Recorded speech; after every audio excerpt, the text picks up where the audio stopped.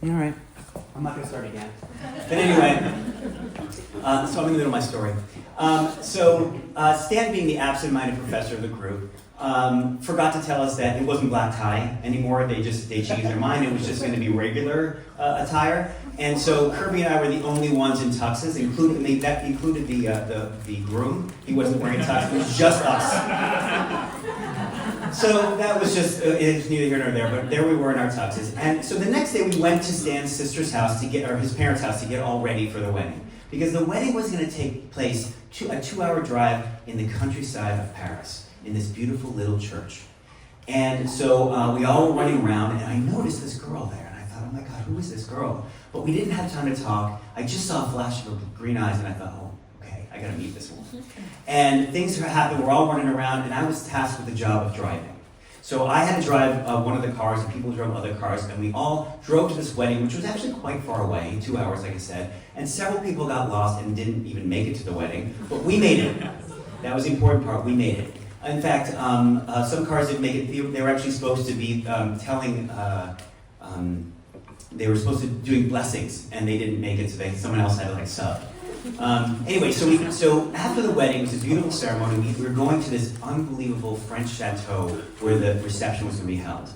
And I didn't know the way, so I had to follow a car. And in front of me, all I could see in the rearview mirror was these beautiful green eyes. And I got there, we drove all the way there, and I thought on my way, oh my God, I've got to meet this woman. And we park the car, and I run out, and I introduce myself, and she says hello in this unbelievably cute French accent that's, very, her English is rough, but she says hello, and I'm just smitten. And she has to go off to do something, she's helping the wedding party, and I have to go see my friends Kirby and Stan.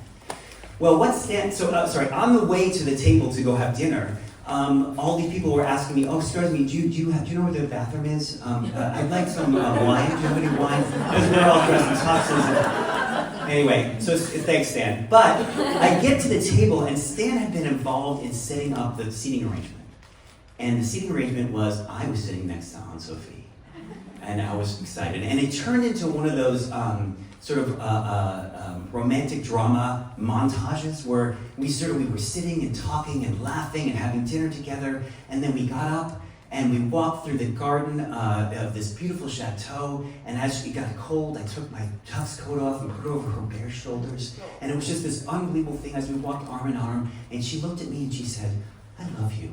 And I thought, oh, okay, that's maybe she's just not getting the whole lost in translation thing. Maybe she's just like, oh, I like you a lot, or you're really cool, and I thought, oh, that's really cute. Red flag number one.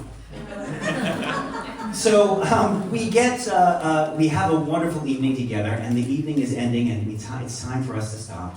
And the plan was we were all going to stay in the chateau, but all the parents and the grandparents were all going to stay in the house, and all the kids were going to stay in the barn.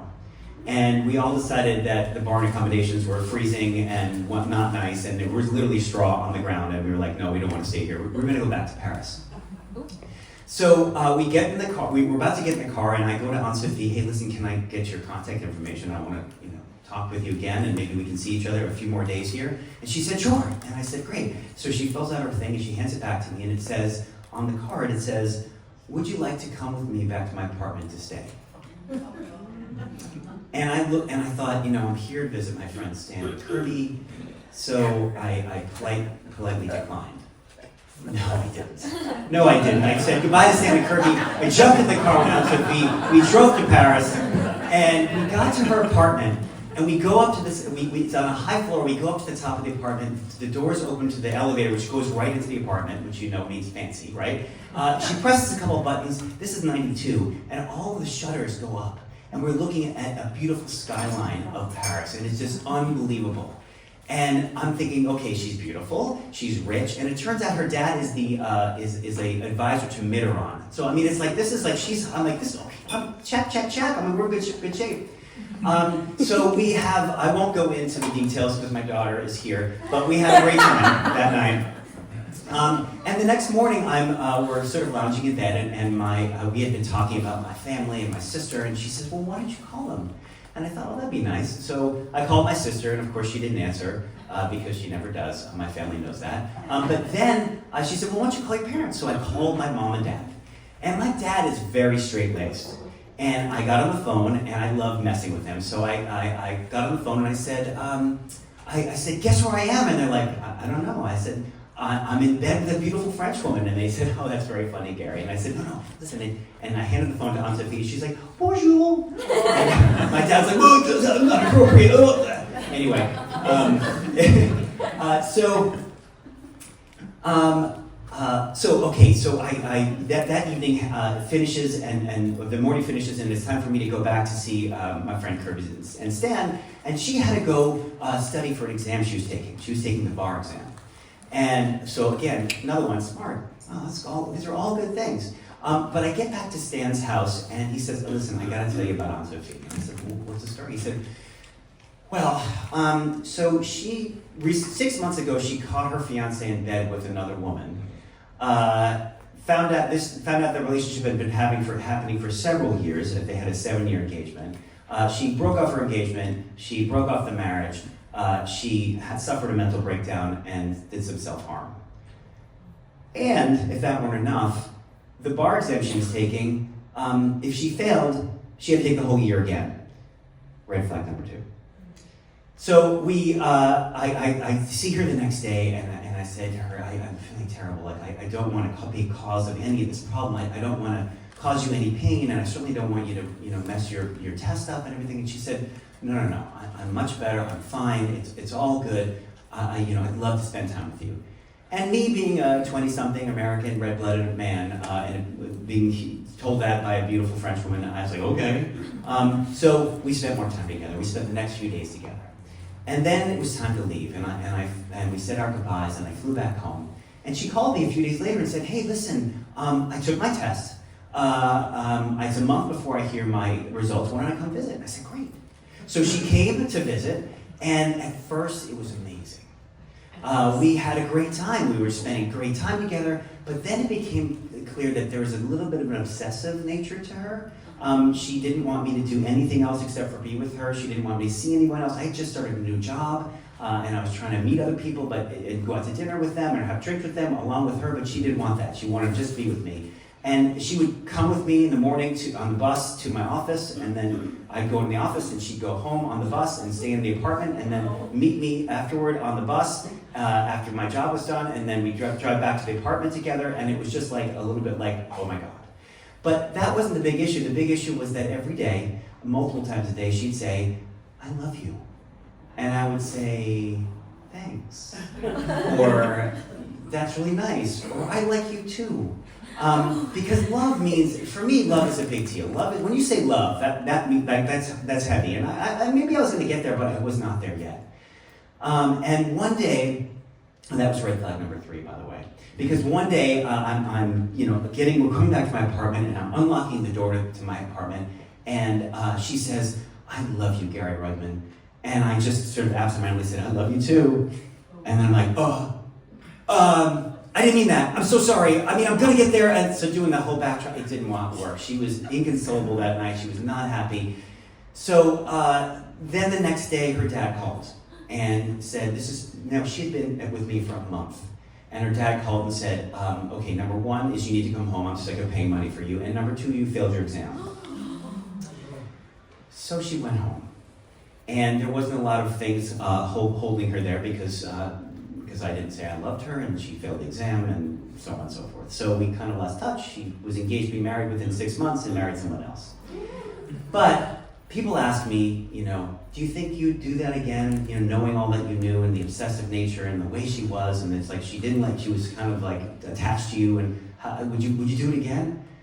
And I don't think I would. I mean, being a red-blooded American man, of course I would. Yes, I would. Red flags and all. Thank you.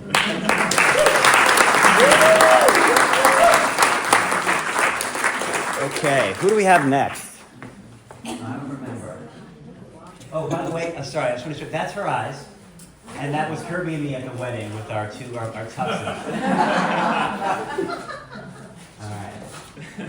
All right, so the next one we're going to have is Shelley. Now, Shelley, let's give a big hand for Shelley. Okay,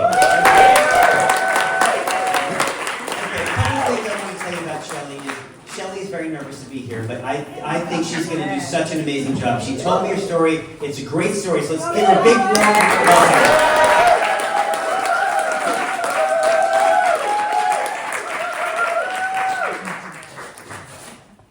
Hello, everyone. I've never talked into a microphone before. Nice and close. The year is 1990. I work for Northwest Airlines at the San Francisco International Airport, and I love my job. I have worked there for 5 years, and every night before I go to work the next day, I look forward to waking up and going to the airport. It's like an adventure every single day for me. I mean, there's a job for everyone, right? I love it. I love how new everything is. I love how everything's always changing. Today, I walked past the ticket counter and I went to the back office and I put my time card in the time clock. If you don't know what a time clock is, ask an old person. Wow. I put my time card in the time clock, and I look at the clipboard next to the time clock, and that's where the schedule is, where we work every day, and either I could be working at the gates, operations, the ticket counter, or luggage service.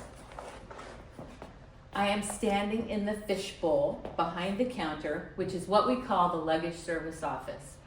It's all glass. And I am wearing my navy blue Northwest Airlines uniform with my shiny brass name tag that says Shelley. And I am looking out onto the baggage carousel that's going around empty, which means every single person who came in on the last flight has gotten their luggage and they're gone.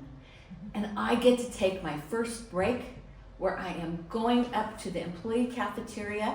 Sorry, I'm almost ready to take my break and go up to the employee cafeteria where I am going to have one of those gigantic, healthy bran muffins that I later found out were like 50 grams of fat and 700 calories, but I don't know that today, and that's where I'm going. So, I'm just about to get out from behind the counter and lock the doors when, oh God, 2 people are marching up to the office. The doors fly open, and the 2 people stand directly in front of me. She is, so much for my muffin right now. She is about 5'10", maybe in her 30s like me. She has a super severe straight blonde haircut, and she's wearing like a business suit with 1990s shoulder pads, and she is obviously very agitated. The man next to her is completely the opposite. He is super distinguished looking. He has salt and pepper hair. He's kind of short. He is wearing first class passenger cashmere casual, and he looks super distinguished and super calm. Who's in charge here? She said to me. Okay, let me step out of the story for 1 second, okay? Like I said, I could have been working at the gates today with 300 Bermuda shorted, flip-flop footed passengers who have just been told that their flight to Hawaii is canceled. And they are all just like her, super agitated. So I would trade that for this one person any day. This is going to be a walk in the park. I said, I'm in charge here. Do you know who this man is? I didn't. This is the world famous pianist and conductor Vladimir Ashkenazy. He is in San Francisco for 1 night only. Tonight, to play Davies Symphony Hall and conduct the San Francisco Symphony Orchestra. and you have lost his luggage. Okay, well, I didn't say this out loud, but I didn't lose his luggage. I'm gonna find his luggage. They call me Sherlock Shelley, the luggage detective. I love finding luggage. It's my life. It's my life. The mystery of it is what I live for. Okay? I will take a baggage claim form for you. So I get my clipboard out, and I get the claim form, and I get my pen. It's 1990, okay? I don't have a computer yet, okay? Do you know what a clipboard is? Okay, so I say, Mr. Ashkenazi, can you please describe the baggage and what was inside of it? And before he can say anything, she says, thank God you didn't lose his tuxedos. The bag that you lost is a black roller bag filled with all his toiletries and underwears. Okay. Write that down. Okay, first of all, he hasn't said a word. Okay, so I have no idea if he speaks English, if he's furious, if he's calm, if he's letting her fight all his battles for him. I have no idea. While I'm filling out the form, this is what's going on the other side of the counter. Do you know how inconvenient this is? You are going to be hearing from our lawyers. Do you know who this man is? If you knew who this man was, you wouldn't have lost his luggage. What's taking you so long? I put down my pen and I say, if you would just stop talking for 1 second, I would be able to concentrate on what I'm doing, and then you could be out of here a lot sooner. Okay, fine. So I keep writing. She keeps yammering on the other side of the counter, and while I'm writing here in her own language, and lawyers, and inconvenience, and Ashkenazi, and anyway, I'm writing. Finally, I'm done. I hand the paper to Mr. Ashkenazi, and I say, Mr. Ashkenazi, I am so sorry for the inconvenience. I'm so sorry that we lost your luggage. I saw when I was filling out your form that it was a super tight connection in Minneapolis from your flight to New York, and more than likely the baggage just didn't get transferred around to your flight in time. As soon as the next flight gets in at 3 o'clock, as soon as the luggage goes on the carousel, I'll pull it off, I'll put the expedite tag on it, and I will send it by courier to your hotel, and I'm sure that you will get it in plenty of time before your flight. He nods. I have no idea if he has understood a word that I've said. And she turns on her heel and she walks out the door, and he follows right behind her, and I am almost ready to have my muffin. And I see him walking, turning, almost got to the door, and he turns around and he walks back towards me, and he stands right in front of my counter, like 2 feet away from me, and he says, if I don't get my luggage before I go on stage at Davies Symphony Hall, you and I will be the only 2 people in San Francisco who know that I am playing Davies Symphony Hall with no underwears on. And with a big wink.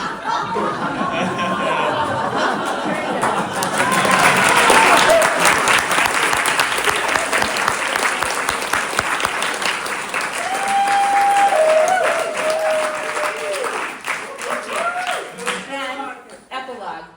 I never ate my bran muffin that day. I never got my bran muffin, but he got his underwear.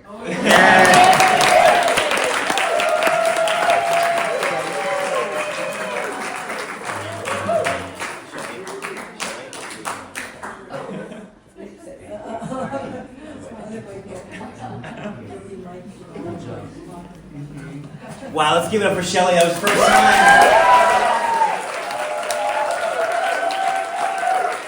I just want to show you real quick. We have a picture. see. Sorry. Those are my green eyes. There we go. That's loud here. That's Mr. Ashkenazi right there. Can you tell that? Yeah. And yeah, in that one he's going commando, right? So has anybody ever lost luggage? Has anybody ever happened? Okay, so we know who to talk to. Excellent. Okay, so we're gonna go right to our next storyteller, and I don't remember who that is. I'm gonna show you in just 1 sec. As soon as we're gonna all find out together. By the way, does anybody know who this is? Yes. Okay, anybody else except for my daughter? Bill Murray. There we go. All right, Bill Murray. All right.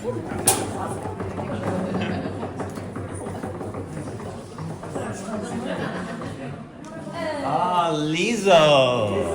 Okay, Lizzo.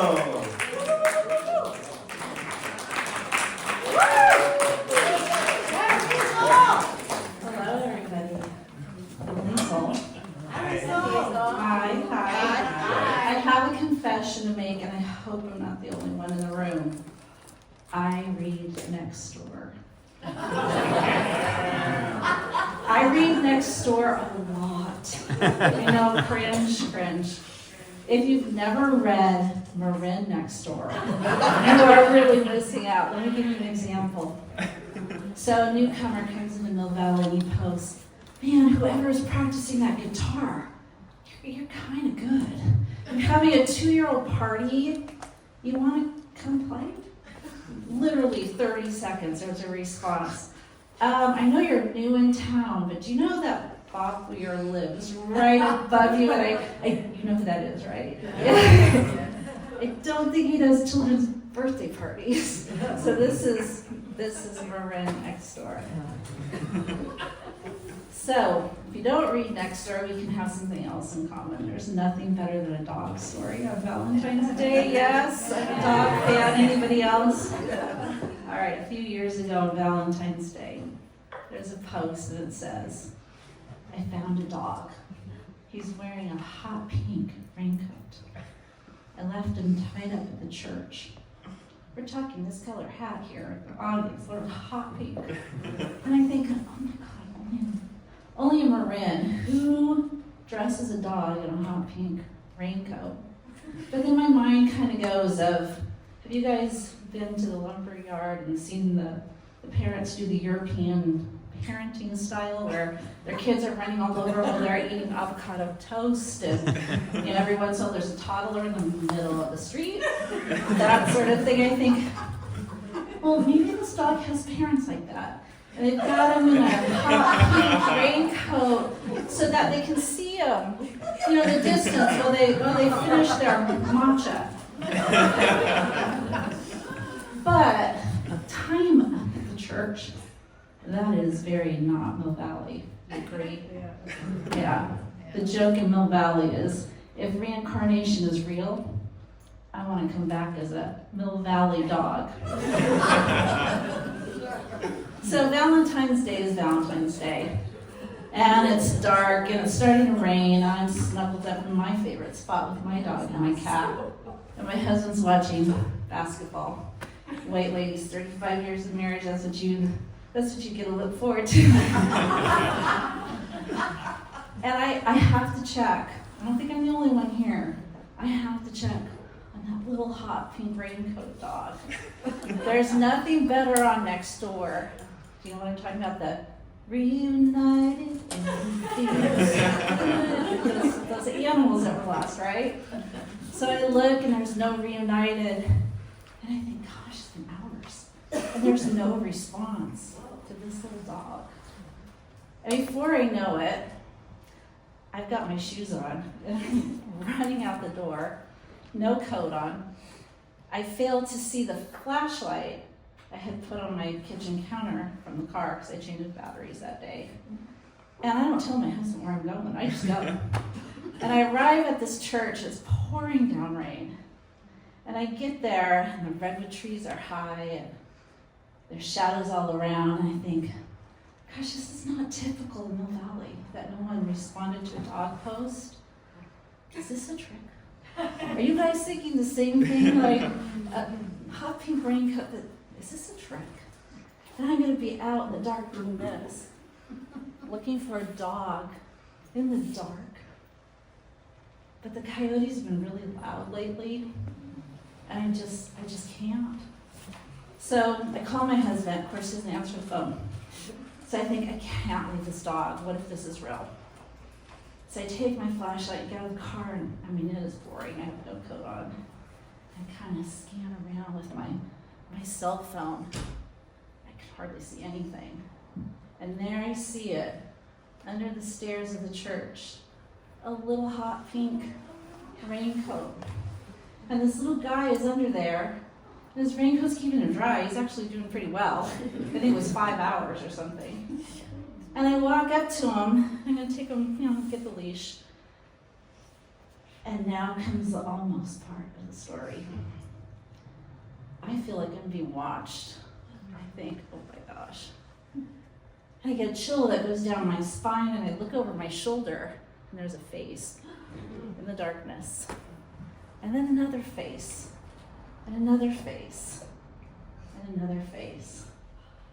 You can put my picture. I can if you want. And I suddenly realize, on Valentine's Day, there's a pink raincoat little dog. I suddenly realize I am standing in the middle of a say their name memorial that the church had up all month. So it's these are young black kids who are gone, and they had taken little hearts. You show the hearts. It's Little hard to see. Red hearts, wood hearts on little stakes, and their pictures are on there. And I had walked by this for 3 weeks in the daylight, and I never didn't notice. And suddenly I'm no longer a woman looking for a little dog in a pink raincoat, but I'm a mother. And I look at all of their faces in the darkness, and the rain is pouring over their smiling faces, and I think, those pictures are never going to change. They have mothers somewhere tonight without them. And I stood there, soaking wet in the rain, alone. And I said every name. And there were dozens of them. And they were young. They were too young. And I thought, these aren't Valentine hearts at all. But my heart needed to change that night a lot.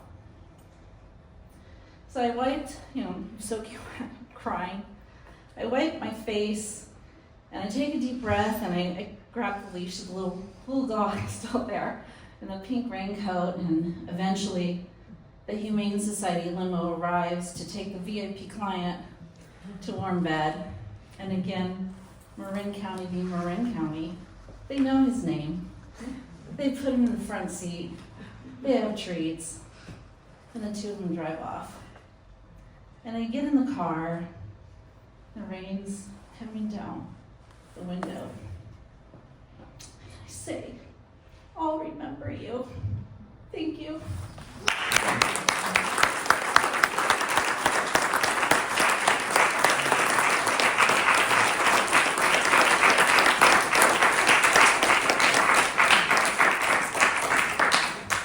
Liesl, that's a beautiful story. One more time for Liesl.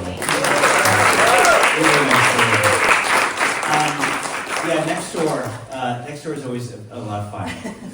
It's usually like somebody complaining about kids driving, poor bad drivers, kids being too loud. E-bikes. Oh, e-bikes. Some kid not wearing a helmet. Somebody creepy coyotes. Somebody creepy being in the neighborhood. Yeah. There we go. Okay, so I'm going to bring our next person, and again, I don't remember who it is. 1 second. I know, I should know this. I have my glasses on. It's Diane. Let's bring Diane up here. She's wearing a wonderful pink, a heart sweater, perfect for Valentine's Day. I love it.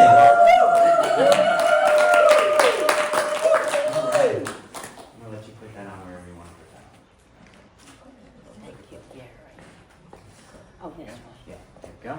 Diane, everybody!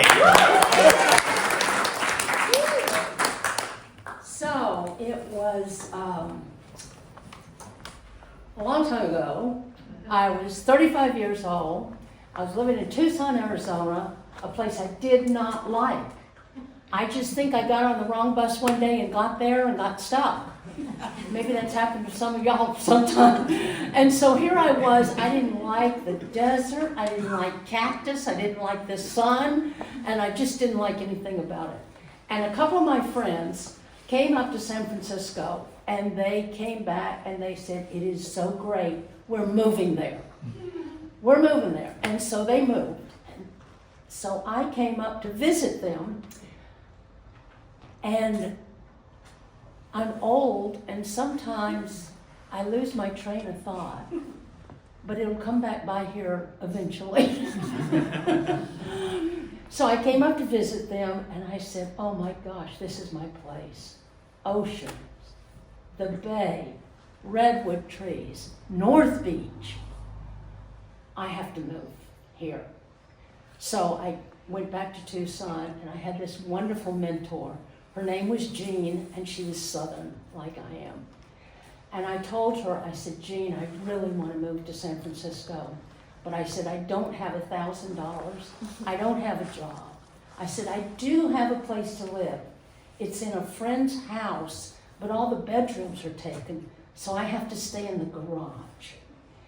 So I said, Jean, I have a bed in the garage next to a Honda Civic, I think. And Jean said, Diane, how much money do you have?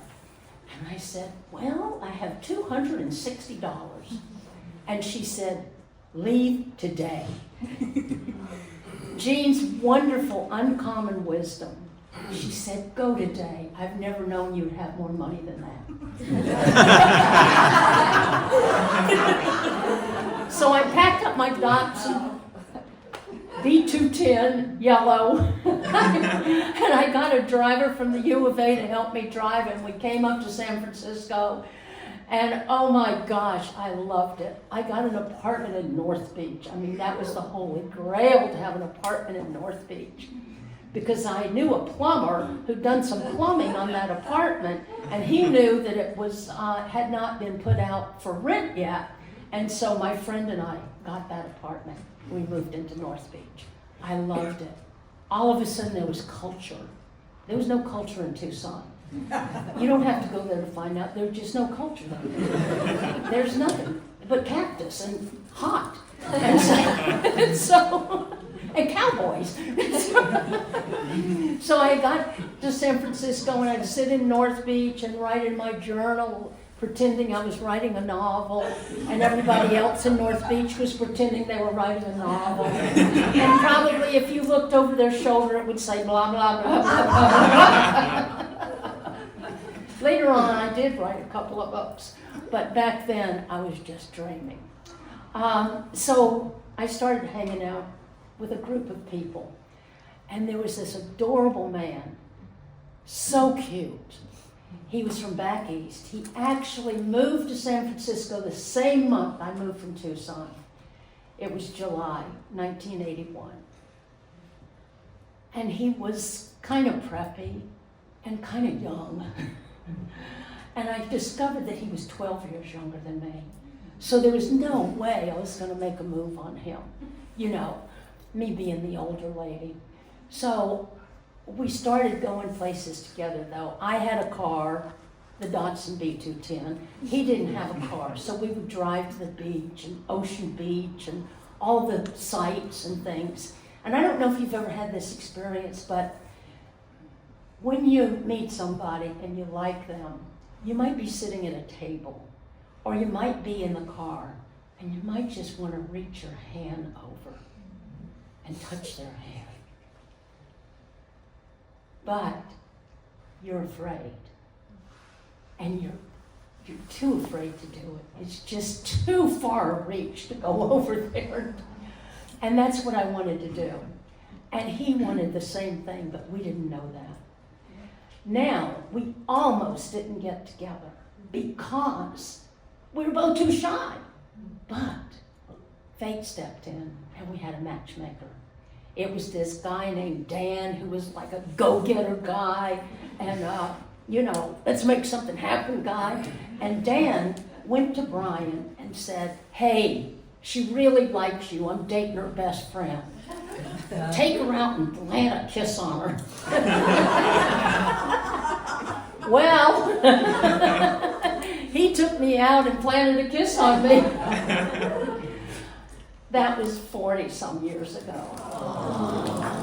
And so, you know, we got married right over in Corte Madera, and I wore Snow White from head to toe because as a woman who's been around the block a couple of times, oh, there we are. I thought, well, Snow White to a wedding, I don't know. But you know what? I believe if you lay off relations for a while, it grows back. And you're a virgin again, you're a reborn. And the day we got married, it all made sense to me. You know, here we were, he was 12 years younger, and I grew up in South Carolina, the codependent state. And in South Carolina, don't go there either. In South Carolina, it's beautiful, but it's weird. In South Carolina, your grandmother and your mother have you on your knees at 12 years old, saying, now I lay me down to sleep, send a man, don't make him a creep. Or a cousin. So I've been praying for a long time. And at 24, you know, I'm praying, oh God, I'm ready, send him now, and nothing happened, or weird things happened.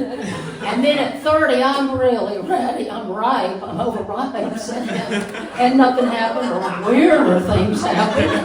You know what I mean? And then at 35, are you deaf up there? Haven't you heard a word I'm saying? And I think the day we got married, what happened was the forces that be, the universe, was looking down at me and just saying, Diane, you had to be patient. He was growing up as fast as he could. He was only in the 6th grade.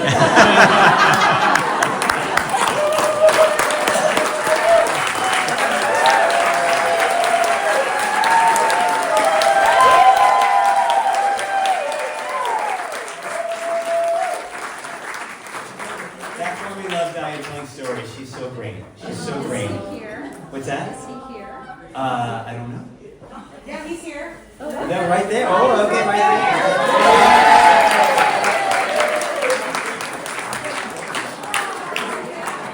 there. Now, my mother comes to every event. She's been to every improv show. She's been to every one of the, I do improv with some of these people here. There you go. There's one of them. And I also do this, and she comes to every show. Tonight, she had a friend over. She said, I'm not going to come. Is that okay? So real quick, can everybody just say hi, Carol, real quick? Because she'll see this. Hi, 1, 2, 3. Hi, Carol! There we go. All right. All right, we have one more storyteller before our break, and it's going to be a surprise for both of us. Here we go. Mimi.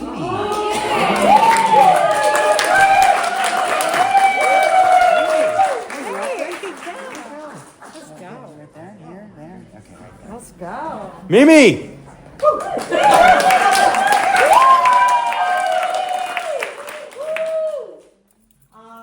right, I'm looking up there. I never give words to Gary. I refuse, but he put his foot down this time, so I gave words. We'll see what happens. My story takes place in the summer between my sophomore and junior year of college. I'd spent the spring doing an internship in Moab, building trails with the Park Service. And I absolutely loved it. I wasn't ready to go back to Maryland. Nothing made me want to go back to the East Coast. So I signed up. I signed up for another internship, and I got sent to Yosemite. Hopped on the Greyhound bus, living my best life, and couldn't wait to see more of the country. As an intern with the Park Service, they paid me $75 a week. It was hard times. right? I mean, I didn't use it to buy food. I just bought Carlo Rossi the whole time. I loved it. It was a great life. You hang out with young people, you drink, you laugh, you explore. It was great. But to trade off, they would provide housing. So in Utah, I lived in the hostel, and it was great. You'd meet other people, the people coming into town. And in Yosemite, they actually had this amazing cabin. They put a bunch of interns living in this fantastic house in the middle of the woods. This was a dream for me. I came from a suburban area, sprawl, lots of loud noises, and there was nothing out there. I mean, nothing. The closest house was beyond Hopefish. I thought I had made it. I was like living my best life with my dreadlocks, roaming the hills. And my summer job was to be an interpretive ranger. And so it's those people that, stand around campfires and tell people, different stories about the natural habitat. I was at the information, center handing out permits for bear bins and all those kind of things. And I loved it. I always thought it was funny because all the other visitors would come up to me and be like, where should I go? And I'm like, I don't know. I'm from Maryland, But it was so much fun. I had a great time out there. Maybe 2/3 of the way through the internship, I was, spending the weekend by myself. This amazing cabin out in the woods was a beautiful 2-story house. It had this long staircase up the side, wrap-around porch all the way around, and the 2 bedrooms were up on the top, these glass windows, you could see out into the woods. It was just pretty magical. You'd go downstairs on the inside to the bottom bedroom downstairs. So I lived with these other 2 interns. Super fun. On this weekend in August, one of the interns that was my best friend had actually broken both of her ankles rock climbing. And so she was heading back out of town. She had tried to stay for a little while. It's hard to be out in the woods in a wheelchair. So we said our goodbyes on Friday, and she headed back to her family back east. The other intern, who was currently living downstairs, was heading off to see her family that weekend. She lived in Vegas. So I was going to be in the house by myself, which wasn't uncommon. It's fine. Everyone's young. They're doing different things. They're dating people. Which is fine. In the middle of the night, I'll give a little layout of the house because it's important. So there's a front door here that goes down to the stairs, down the front. Down this one hallway, there's a light switch halfway down the hallway that turns the light on for the living room area and the kitchen, is my bedroom. If you go around like a little corner, there's one other narrow hallway and the stairs down to downstairs. This narrow hallway leads to the other bedroom. So in the middle of the night, I hear this kind of noise, which I had heard a million times that summer. This house was actually run by mice. They had taken over the entire house. We had to put all of our dried goods in the fridge. I mean, there wasn't a single thing. Our noodles were in the fridge. Our crackers were in the fridge. And I was like, that's it. I am getting these guys.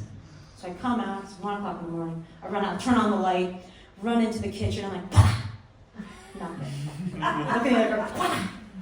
I'm not going to catch him. I hadn't caught him so far, but there was something in me that I was like, these mice, And I come back around and I'm walking down the hallway, heading to the light switch, so I'm moving away from the kitchen. And I hear that same noise. So I turn around again. But this time, in the reflection of the glass, I see a man in the hallway to the other bedroom. So at night, when you turn the light on, you can see what's inside the house. There's probably 6 inches. He was directly opposite on the other side of the wall from where I was standing. And I'm frozen. I'm staring at this man who's now in this other hallway, literally so close I could probably hear him breathing across this wall. And the scariest part was when I realized that if I could see him, he could see me seeing him. And that terrified me. I was now down the hallway, too far to the front door. It was too close of an area for me to try to get down and out of the house. So I made the best decision I could make, which was to go back into my bedroom. I run into my bedroom, I slam the door, and I push the dresser up against the wall, and I freeze. I'm waiting. I'm waiting for anything, any type of sound. A sound of him leaving, a creak on the floor, coming toward me, and I hear nothing. I'm frozen, standing. I don't know what I was thinking I was gonna do if he came in, but I was standing. There's like the dresser, the door dresser, myself. And this was the early 2000s. I didn't have a cell phone. There was no landline. The nearest house was too far away, and I was on the second floor. So there was no way I was jumping out that window. I'm waiting. Hours go by. Not a single sound.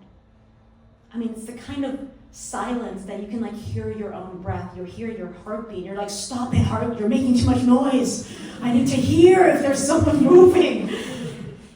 And you kind of almost think that you hear it, but nothing. The sun is starting to rise.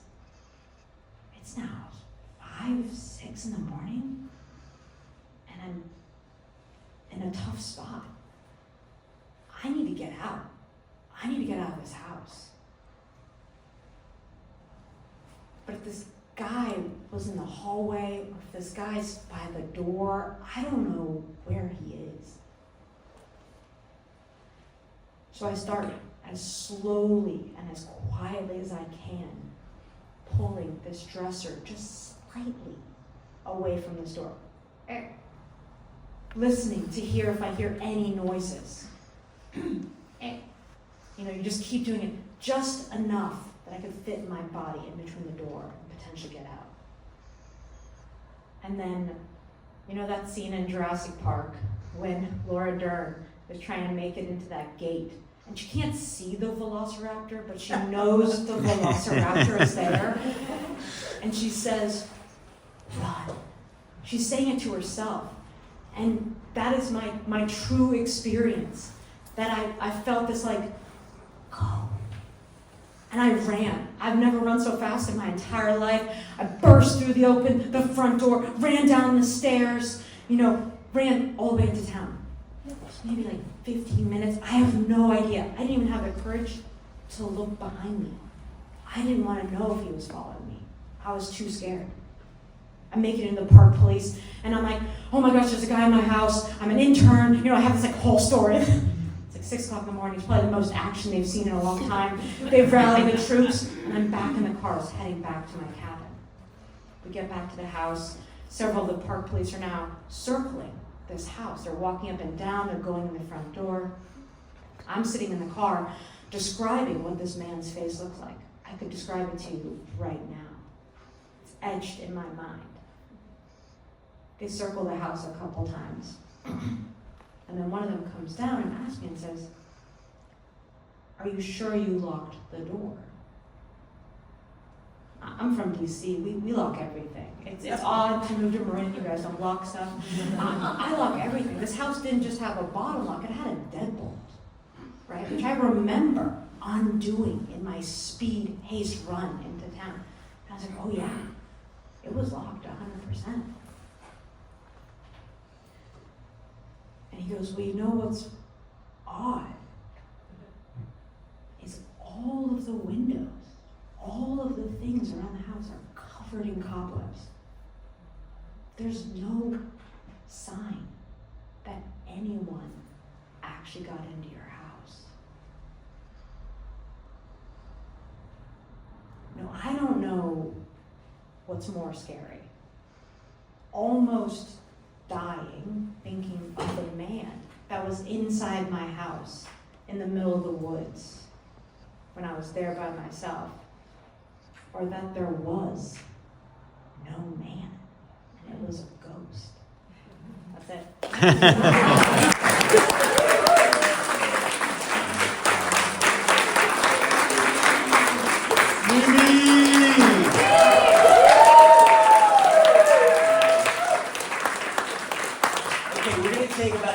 a break.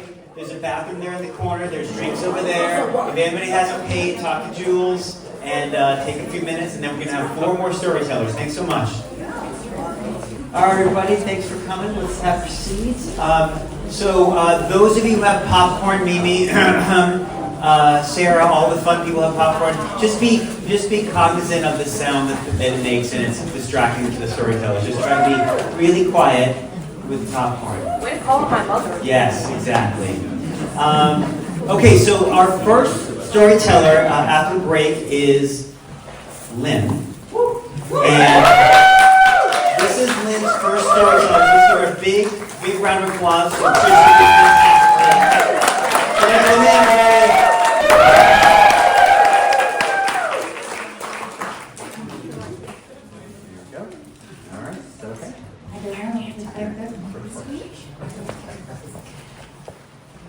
In my family, attending funerals was mandatory.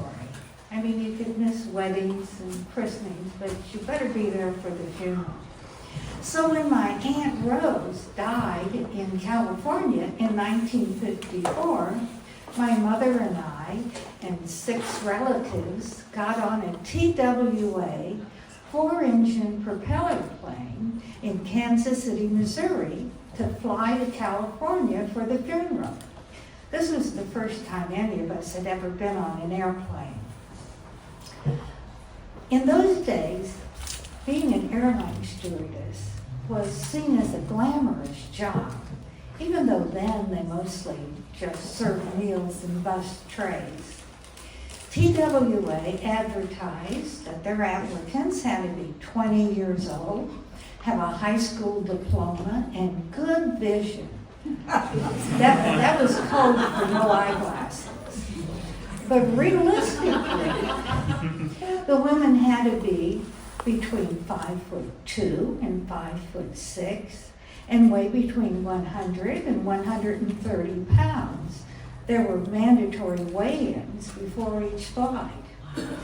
And also, they had to speak in a soft voice, be white, pretty, and single. In fact, in 1955, the president of a retired stewardess club was quoted as saying, "Married stewardesses would take all the fun out of it for the single girls and their married passengers."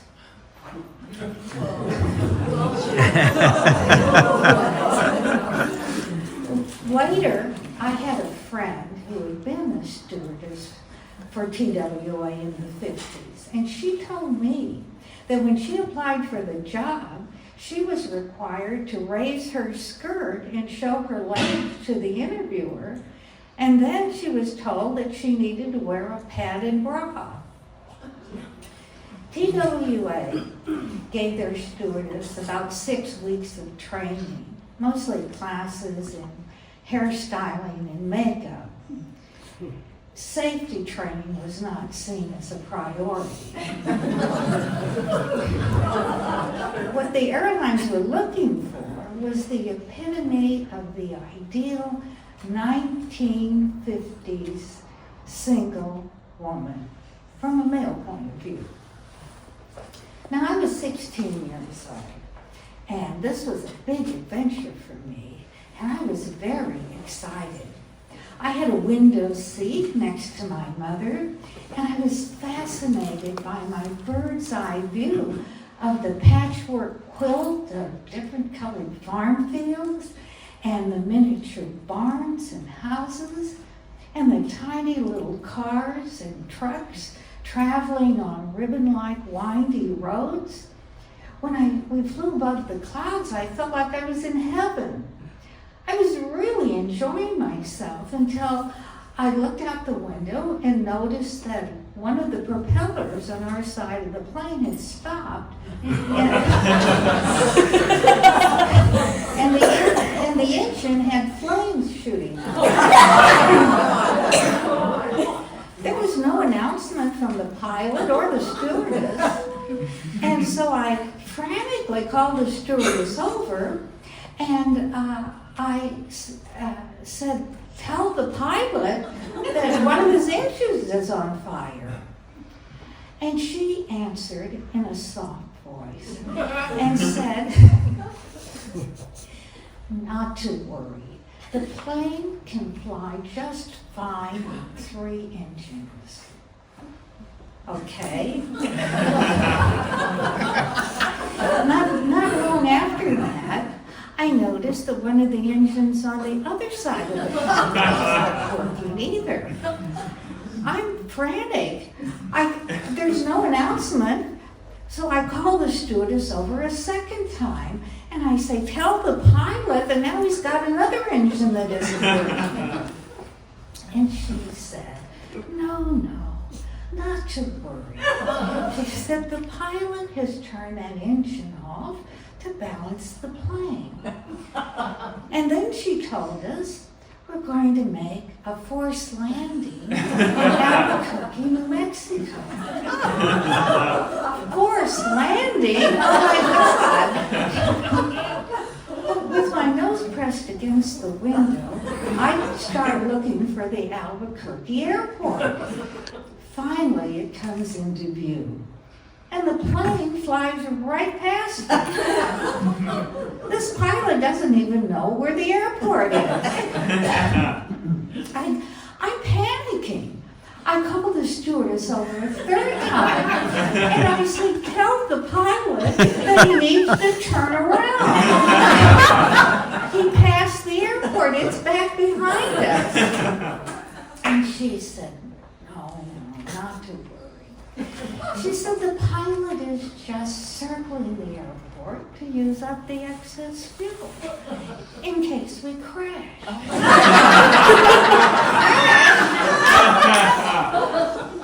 My mother was going to pass out. Well, the pilot finally did manage to land the plane, and we transferred to another plane, and we got to Los Angeles safely, several hours behind schedule.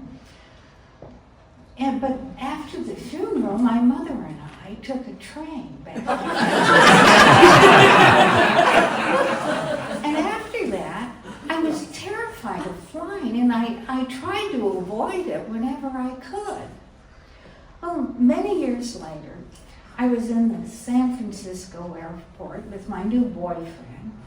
He was going to fly me to a film set in Arizona, and I was going to do what I normally did, which was pop a Valium and then drink for the entire time. And Michael, my boyfriend, said, that's really dangerous. He said, why don't you smoke a little dope, and then you can drink as much as you want. So I said, okay, I'll try it. So he gives me a joint, and he gives me this lighter, and his lighter had this big flame on it because sometimes he smoked dope in this little pipe. And he says, just go into the women's restroom, go into a stall, light the joint, smoke as much as you want, and then just flush the rest down the toilet. So I said, okay. So I went into the restroom, I went into the stall, I was really nervous.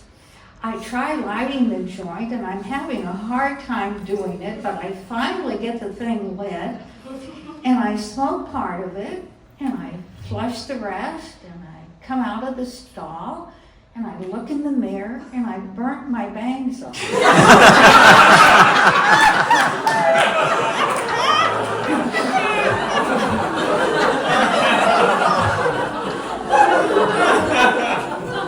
after that, I got better at lighting the joint.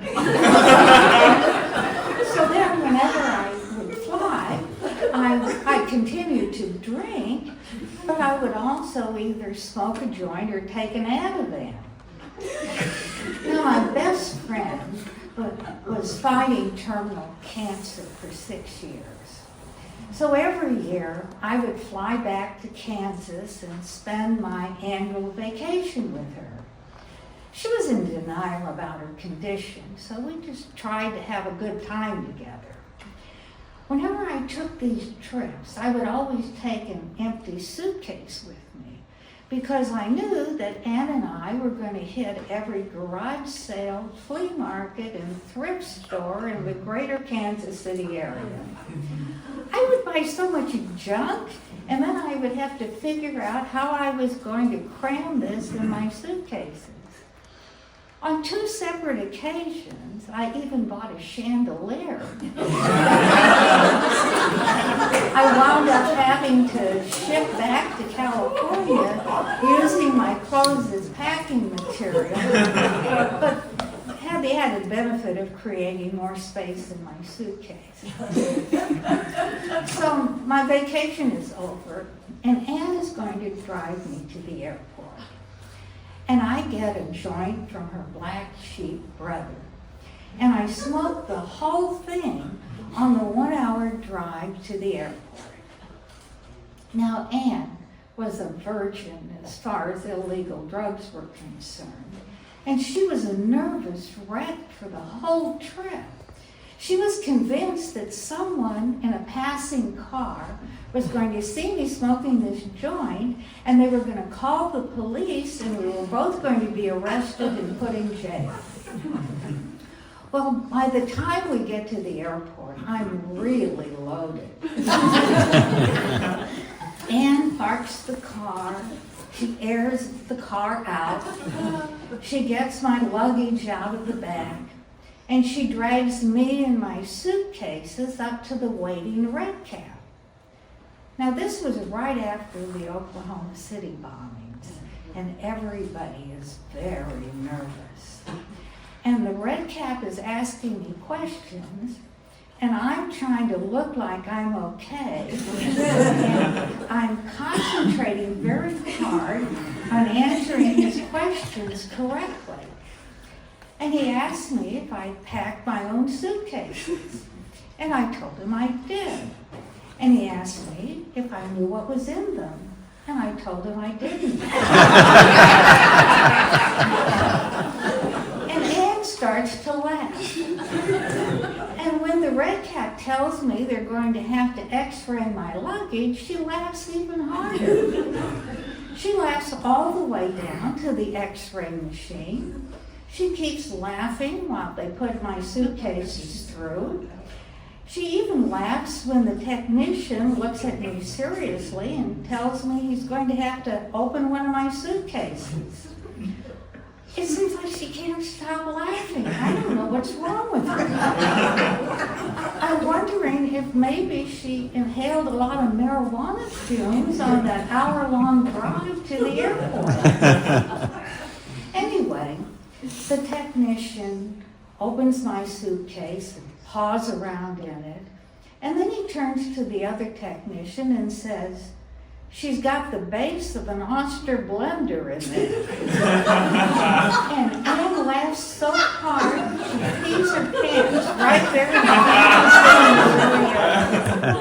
room. Now I know I should probably stop drugging myself and maybe get some therapy for my flight anxiety. But the problem is, if I fix this problem, and I'm not afraid to fly, then I'll fly more often. And if I fly more often, I'm increasing my chances of dying in a plane crash. Thank you.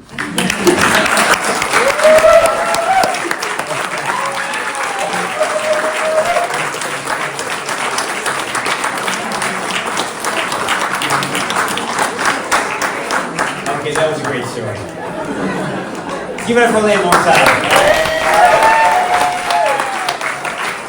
Okay, couple quick things I want to check with you. I started a little piece of paper pad floating around here for people to put their names to sign up for the mailing list. I don't know where it is. If it's somewhere out, somewhere there it is. If you could just keep passing it. And if anybody wants to tell stories for our unexpected, you can, which is not up there now, you can put a little star next to your name. Or just text me, and I'll put my number up at the end, and we can continue this process. What else did I want to tell you? I have one more thing I want to tell you. I'm not going to remember awkward. Oh, yeah, and Lynn, thank you for helping to teach my daughter about smoking weed. So we got that. There she is over there. She already knows. All right. So we're gonna have our next storyteller. That is going to be I think it was Alex. Let me see. I think it's Alex. I don't have a good memory. Let's see. We'll all find out. And it's Alex. Give it up for Alex. Alex came up, our last story event we had a thing we called a story salad. It was just kind of there was no theme, people came up and tell their stories, and Alex just came out of the audience and told an amazing story. And so when she asked to come here again, I was thrilled to have her. Let's give it up for Alex.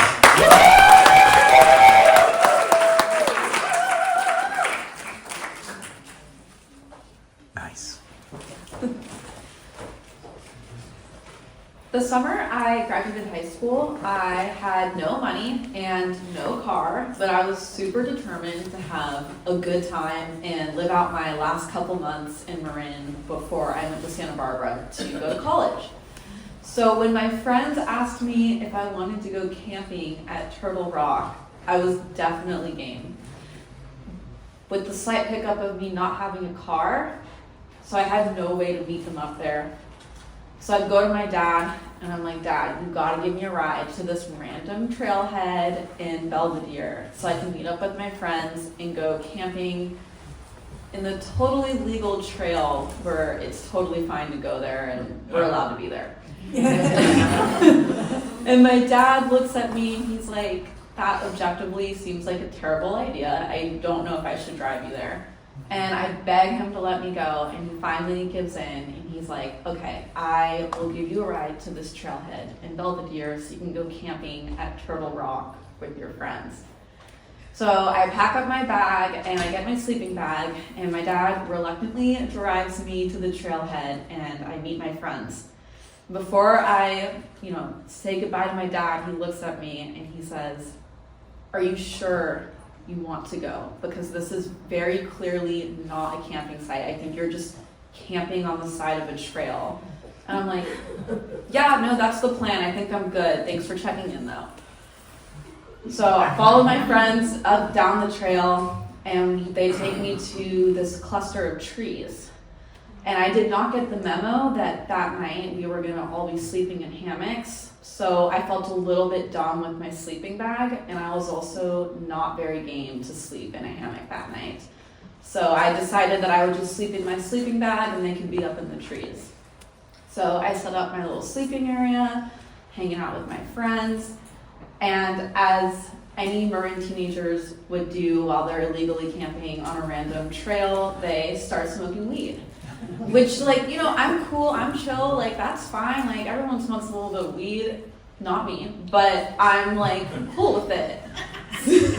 So, this is, 2015, before weed was, recreationally legal, you had to have a med card, so there weren't any fancy dispensaries, so when you got your weed, it was, probably from, a guy who knows a guy, and you get it in this little tiny plastic dime bag, Ziploc baggie.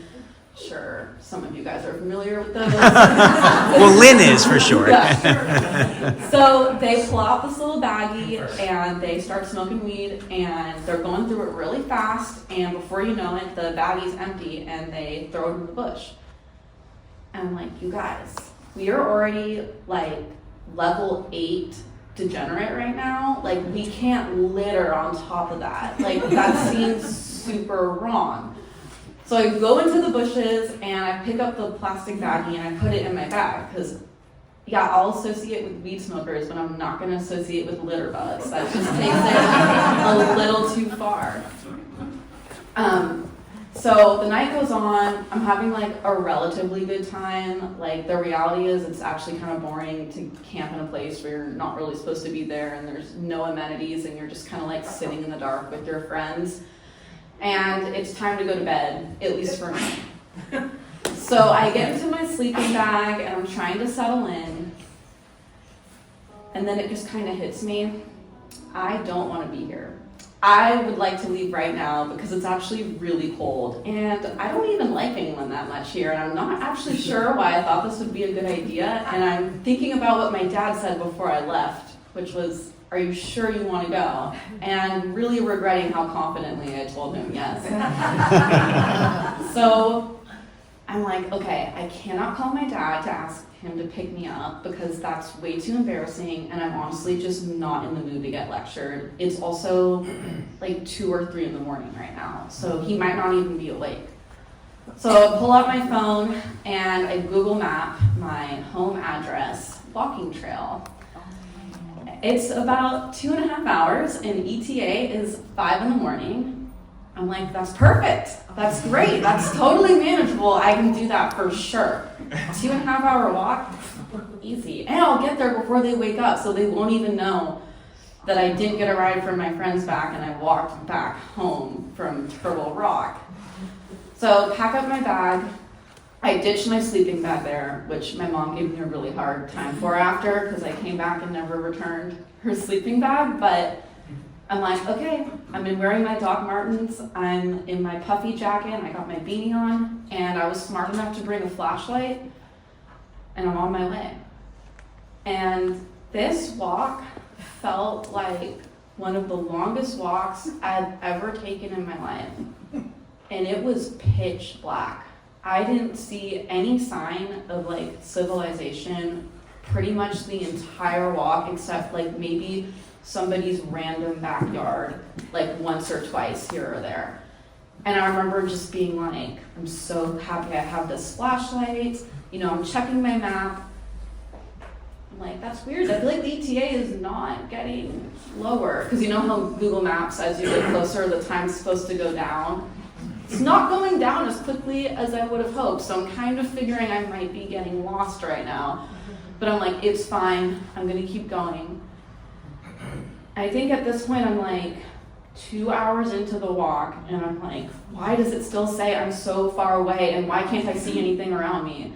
And I get so frustrated. I see like this kind of cluster of bushes, and I'm like, okay, I'm running through the bushes. This definitely has to be a shortcut. Like, this will get me to where I need to be so much quicker. So I like take a deep breath and I bolt through the bushes, and I'm like covering my face. There's twigs everywhere. And then all of a sudden I feel like the air on my face because I've gotten through this thicket of bushes, and I see a paved road. And I start looking around and I realize that I'm in the middle of an intersection. So I'm so excited. I'm like, yes, people live near here probably, and I'm no longer in the woods. And I turn to my left, and I go from being very relieved to, oh no. Because at the stop sign of this intersection is a cop car. And I read the side of the cop car, and it says Tiburon Police. I'm like, okay, now I know where I am. I'm in Tiburon, so that's almost to the town that I need to be in. And at first when I saw the cop car, I wasn't too concerned because I was 18 and that there's no curfew that says I can't be out at this night. And I wasn't really doing anything wrong. I was just being stupid and walking in the dark with my flashlight and my beanie and my backpack.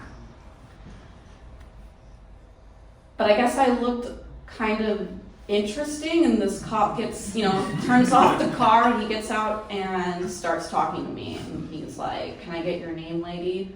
I'm like, "Yeah, my name's..." He's like, "Okay, I'm gonna have to see some ID."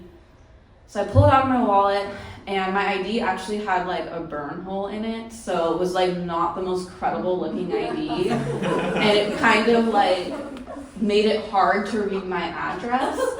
And he's like, "Wait, where do you live?" I'm a real person and this is a real ID. And he's like, interesting, okay. And he's like, "What are you doing out here?" So I tell him my story about how I went out camping and just kind of decided I wasn't feeling it anymore and decided to walk home.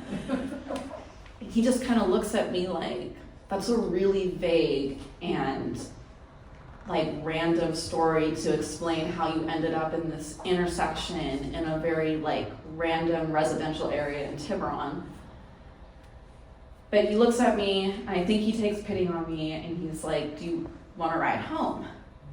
absolutely, I would love a ride home. I have like 2% on my phone, so I'm not about to have directions in like 5 minutes. I would love it if you drove me home. It's like, okay, no problem. Why don't you get in the back of the car?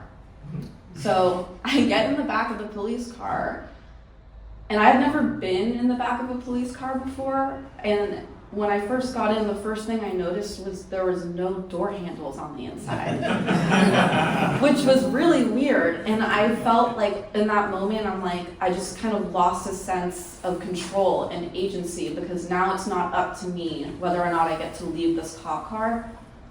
He has to open the door for me. And I'm also realizing that he never gave me back my ID, which I also thought was weird. And he goes to the front, and you know, they have those computers in the front of the car. He starts running my ID, and he's not saying anything to me. And I'm just kind of starting to get nervous because I don't feel like I've done anything wrong. But I think he's feeling like maybe I've done something wrong, because he then comes back around, opens the door, and says, "You're actually being detained, and I need to check your bag." And just a huge wave of panic rushes over me, because I remember picking up that baggie for my friends with like the crumbs of marijuana like sticking to the sides of the plastic bag. And I'm like, oh my God, I'm a criminal. I have like incriminating evidence on me. Like, I can't let him open my bag. So I tell him, no, you can't look in my bag. I haven't done anything wrong. I'm allowed to be out here. And he's like, listen, you don't really have a choice. Like, I'm looking in your bag.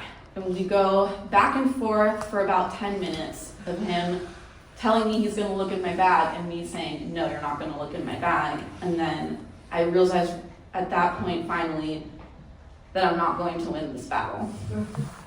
So I give him my bag, and he starts taking everything apart, like all of my, I had a whole bunch of clothes in there. He's just ripping through it, doesn't care about anything in there. And then at the very bottom of my bag, he pulls out the plastic bag with the marijuana crumbs.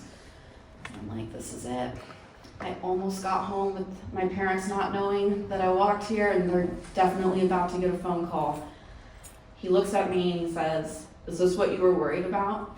I'm like, yes, that's clearly what I was worried about. Why else would I not want you to look in my bag?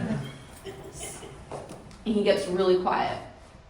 He shuts the door, and I'm back in the cop car, and I look in the rearview mirror, and I just kind of see him walk off into the distance until I can't see him anymore.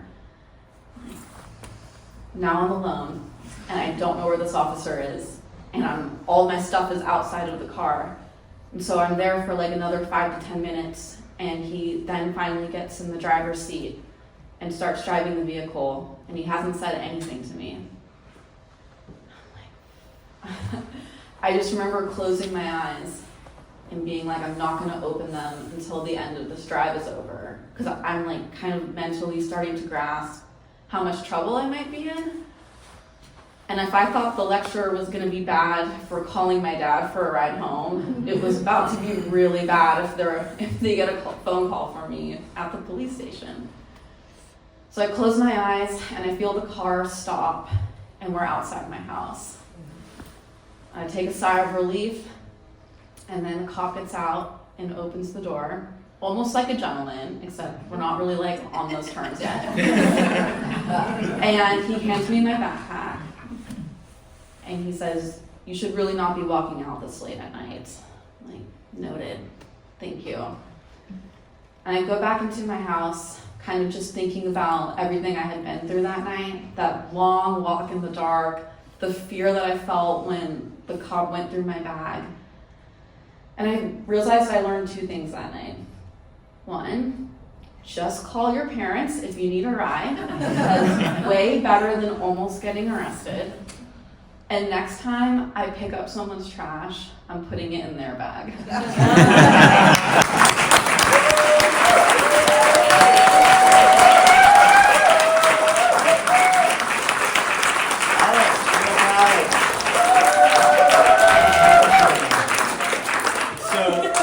As a father, I can just say that I've had that experience of of children, not this one, but other ones, other one in particular, who's caused us that kind of worry.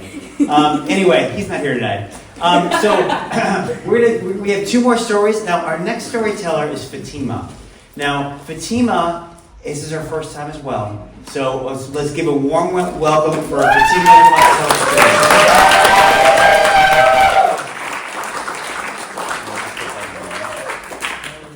There we go. Good evening, everyone.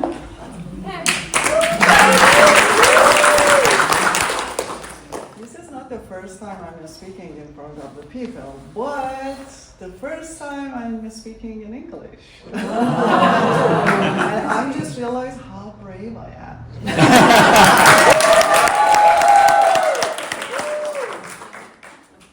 How would you feel if you are on the date, and the first date actually, and your date said to you, "Oh, you're tall and beautiful, but why are you so fat?" How would you feel? Okay. Let me starting from my past. I was 32 years. I was born and raised in Iran. I'm from Iran. And I was a single mom with my 9 years old daughter. We were really happy there and so much fun. And after 8 years, just someone introduced someone who lives in the United States. And because I have a daughter, I was so conscious to meet someone. It's really hard when you have a daughter, you cannot just marry to everyone you like. So in 2007, we started talking and chatting, and that was, we were talking on Yahoo Messenger. It shows my age. And we had fun, and just after a few months, we decided to meet. 3 months after. And then we decided to meet in Turkey. Even though he's from Iran, but that time he was working and he doesn't have the time to go to Iran and visit the huge family that he has. So we went in Turkey, and just imagine the first day at the restaurant at the really nice hotel. And I was just like this because this is a first date. We haven't met each other. And I was wearing, that was in February actually, February 2007, sorry.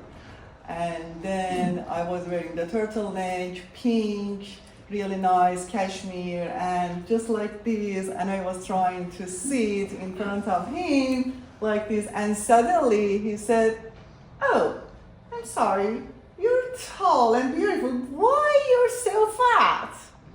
And I was 5'8", my height, and I was 180 pounds that time. I would look like a pear here, this part. But no one told me you're fat or you have to lose your weight or something like that. No one told me before. And because, as you know, we have to cover ourselves in Iran, we have a hijab, so no one can recognize my body, even though, just including my friends, my family, no one told me you need to lose your weight.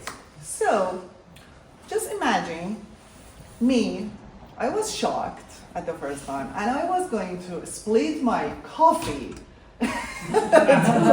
his face and leave. And then, for the second, I was realized, hey, you're in Turkey, honey. You're not in your country, and you cannot even speak English. So, what do you need to do? And then I'm thinking, okay, instead of being mad or something, you should making a choice. And my choice was, okay, probably he's right. Probably you need to lose weight or something. And one more thing. I was thinking in my mind, and I was looking at him, and I was telling him in my mind, not loudly, if you think I would let go of the rich, educated, and good-looking husband in the shortage of husbands in my country, hey honey, you are seriously mistaken.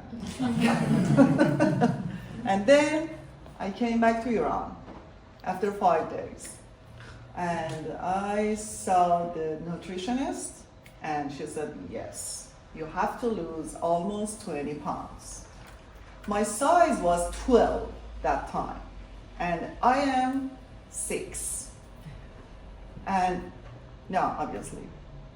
And then I felt it's not just about having the husband or something, but yeah, the way he was talking to me, that was not really nice and appropriate, but he was right. And this is the making choice, and I believe it. Every single day we have to make a choice, and it could influence our life. If that time I was getting mad and just, obviously I became mad, but I did say nothing to him. And then after I made my choice, it just changed my life, my lifestyle. And we came here with my daughter, who went to the Redwood High School here, and then got accepted to UC Berkeley, and become a really lovely and nice architect now, who lives in New York. And then I am 6 now, not 12. And having the healthy life. So, and I've done everything in purpose. And I know what I'm doing, not just because I'm getting married, because I thought, hey, he cares about you. Just ignore that part. You can talk to him and just probably teach him, hey, you cannot talk with the women like this, ladies need them more respectful or something like that. And then I did it, and in 2010, we're married, and I'm not gonna tell you when we divorced. This is my second story, but I'm so happy now that I made a really, really nice choice. And even though I was really mad and I was shocked and I didn't expect at the first date, but this man here has made my life and my daughter's life has really changed. And now being fat probably and just making choice has changed my life. Yeah.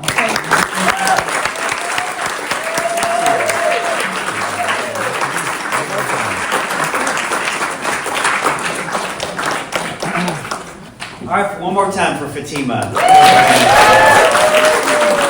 Okay. And now for the grand finale. We have one more storyteller. This is Taylor. Let's give Taylor a big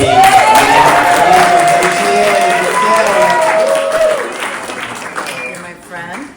So I do want to say thank you for coming out tonight. And one of the coolest things about stories is that, instead of this all night, we get to go places. Yes. We've been to an airport. We've been to South Carolina, Tucson. We've been to Tiburon. We've been to Iran and Turkey. We get to travel all sorts of places. And for my story, I would like to take you to Mississippi. Yes. Are you down for that? Yeah. All right. So I'll start you here. I'm 8 years old. I'm in the back seat of our 2-door green Cutlass Supreme. We're on a family trip from Wisconsin to Mississippi. My father's eyes are watching me from the rearview mirror, and I am feeling an intense pressure to behave. We pull up to my Aunt Ethel's house. My father stops the car. My mother whips around to the back seat and says, "Y'all don't embarrass me." Now, my sister and I, we don't dare look at each other because we know what's at stake. We're the northern kids. We're them Yankee children. My parents moved in 1966 from Mississippi to Wisconsin, and they put down roots there. And they left the South. And so we know that when we enter my aunt's house, my mother's parenting is going to be scrutinized. And everything we do as children, everything we do, we say, we touch, we eat, is going to be a direct reflection on her. "Yes, ma'am," is what we say. I get out of the car, I bound up the steps to my Aunt Ethel's house. The door opens and I'm hit with a wall of smoke. And it is barbecue chicken, it is sweet potatoes, it is cigarettes. Because my Aunt Ethel is a chain smoker, and she talk like this. And she's a tall woman. She's got blocky shoulders and this bouffant hairdo that she's cut in a square. So she's got like this square of hair. And she's like a rectangle of a woman, and I love her. She's a practical joker. So she has an epileptic dog she named Tippy. She's all, "Anybody seen Tippy? Oh, there he is." And Tippy'd be half under the couch, like this lemon yellow velvet couch with the plastic on the arms. And my Aunt Ethel, she's a great cook. So she's stirring and a smoking and a stirring and a smoking and a stirring and a smoking, and then dinner's ready. And she's taken her dining room table and she's moved it into the living room. So here's the dining room table, and there's the couch, and there's Tippy. And I'm looking at the table, and I realize, wait a minute, I'm at the big table. I'm not relegated to the kitchen and the kids' table. I'm at the big table. I am psyched. But this means I got to be on my game. Now, the laws of Southern etiquette are very specific, and my mother was a stickler for them. Do you know the laws of Southern etiquette? I know Diane does. Where are you, Diane? Oh, she does. Yes, ma'am, she says. Okay, there's 3 things you need to know. Number 1, adults are here, kids are here. It's the triangle of respect. So you've heard of yes, ma'am, no, ma'am, yes, sir, no, sir, right? Yeah. Okay, that's the way the respect flows. It flows from bottom to top. And it doesn't matter who's at the top. It could be an aunt, an uncle, a parent, a neighbor, the guy who owns the grocery store. Adults are here, kids are down here. Second thing you need to know is be sweet, don't be ugly. Third thing is you must finish everything on your plate. And God forbid I left anything on my plate that my mother cooked for me, because that was the ultimate expression of disrespect. So dinner's ready, the plates get made, my plate comes to me, and it's gorgeous. It's got barbecue chicken, it's got cornbread, it's got sweet potatoes with a little pat of butter, the butter's melting, it's got black-eyed peas, and it's got rutabaga. Do y'all know what rutabaga is? No? Yeah. What was that? It's about Yehon, right. Yeah, most of you say no, and that's because it's a horrible thing that is only eaten in the South. It has not made its way to California, even though it's a vegetable. It is nasty. It's they cook it like mashed potatoes, and when you put it in your mouth, it's sour, and not the good kind of sour. Sour like a lizard on your tongue sour. It's like if a rotten ham had a baby with a pair of feet. To this day, I invent imaginary things that I need. So I have a feedback purse that I take to meetings that gets too heavy when there's too much feedback and we're not moving on. My husband and I, we just got married. Gay love for old people. We have a truth gun that we use. We even wrote it into our wedding vows. And the truth gun, the way that works is if you point it at somebody, they have to tell the truth. Even if they don't want to tell the truth, they have to tell the truth because it's the truth gun. I invented this summer a reality zipper. I was having a really intense conversation with a friend, a conversation that was very long overdue and really serious. And it was getting long and I was getting tired and I needed a break. But we were halfway through the conversation. So I invented a wall of reality. I unzipped it. I stepped over to the new reality. I invited her in. We had a moment of, wow, this is going really well. She's like, I know. And then we stepped back into the conversation, got serious again. I zipped up reality. So, when you are facing a big steaming pile of nasty rutabaga in your life, and you feel trapped, like there's almost no options, just remember, you can invent an imaginary thing. And if everybody else agrees that it's real, it can work magic.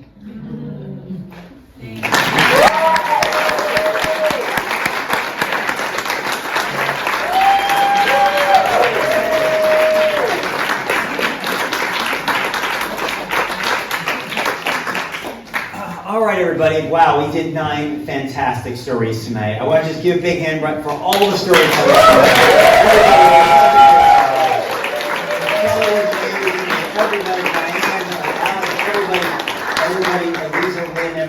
Everybody. Thank you so much, Shelley, of course.